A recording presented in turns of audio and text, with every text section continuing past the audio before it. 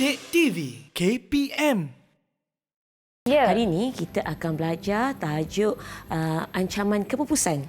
Ancaman kepupusan. Tadi kan yang Syafiqah tanya tadi pasal haiwan tadi betul ke, wujud ke lagi ataupun dah tak ada lagi. Inilah tajuk yang kita nak ajar pada hari ini. Betul, sebab saya pasti Cikgu Ika saja yang boleh menerangkan apa lebih lanjut tentang haiwan tersebut dan juga haiwan-haiwan lain yang terlibat dalam tajuk kita iaitu ancaman kepupusan haiwan dan tumbuhan. Baiklah, Cikgu Ika boleh mulakan hari ini? Baik. Baik, kita mulakan dengan tajuk kita iaitu ancaman kepupusan haiwan dan tumbuhan. Tapi sebelum tu, cikgu nak terangkan sedikit apa itu maksud kita tengok dulu apa yang kita nak belajar untuk hari ini.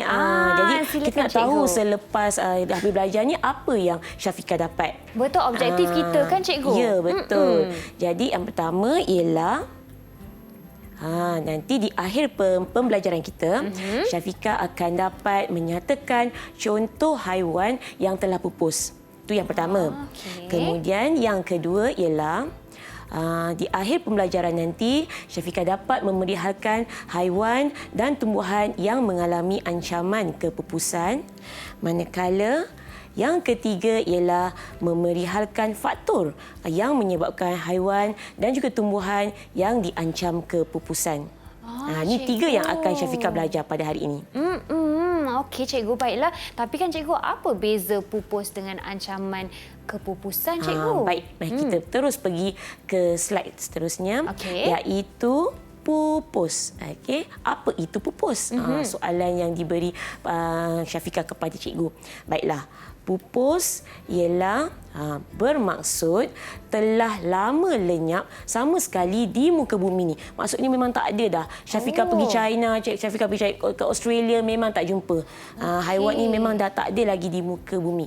Itu adalah maksud pupus. Okey, seterusnya ialah ancaman kepupusan. Okay, ancaman kepupusan, apa itu ancaman kepupusan?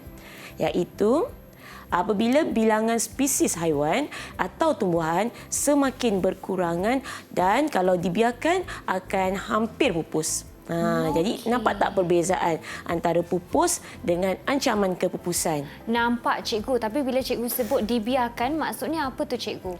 Dibiarkan macam mana tu? Tidak dijaga, ya? Ya, kalau tak terkawal, lamanya yang diancam kepupusan tadi, dia akan terus pupus. Okey. Faham, cikgu? Boleh? Nampak bezanya? Nampak tak perbezaan tu?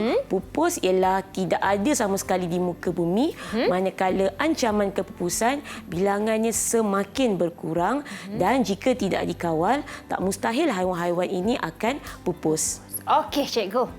Faham? Okey. Boleh, cikgu. Boleh tak Syafiqah ulang satu yang pupus tadi tu? Apa maksud pupus? Maksud pupus. Okey, rakan-rakan, jom kita sama-sama jawab sama-sama untuk Cikgu Ika, ya. Okey, cikgu. Maksud pupus ialah haiwan atau tumbuhan yang telah lenyap terus dari muka bumi. Kalau pergi China ke, pergi Australia ke, tak jumpa. Betul, memang ikut sebiji-sebiji cakap cikgu kan? Betul. Okey, cikgu bagilah 1 bintang untuk Syafiqah. Wah, dapat 1 boleh bintang. Tak ya. Okey, cikgu.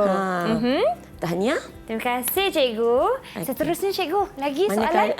Ancaman kepupusan pula. Ancaman kepupusan, ya.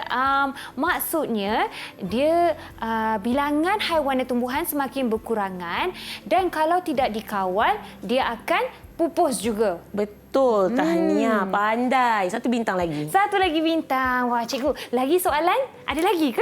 Cukup. Cukup. Cukup. Nanti bintang cikgu tak habis. Habis nanti. Nanti kita ada lagi kita punya soalan. Okey? Tak sabar betul Kak Syafiqah ni. Okey, baiklah cikgu. Sebelum kita berhenti berehat, cikgu boleh tak bagi sedikit kesimpulan ringkas bagi segmen kita kali ini? Baiklah, untuk segmen ini, iaitu murid kena tahu perbezaan di antara maksud pupus dan juga diancam kepupusan. Dua maksud berbeza walaupun ada perkataan pupus di situ.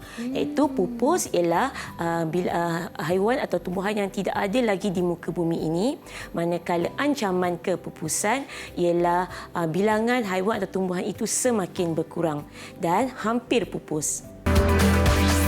Didik TV KPM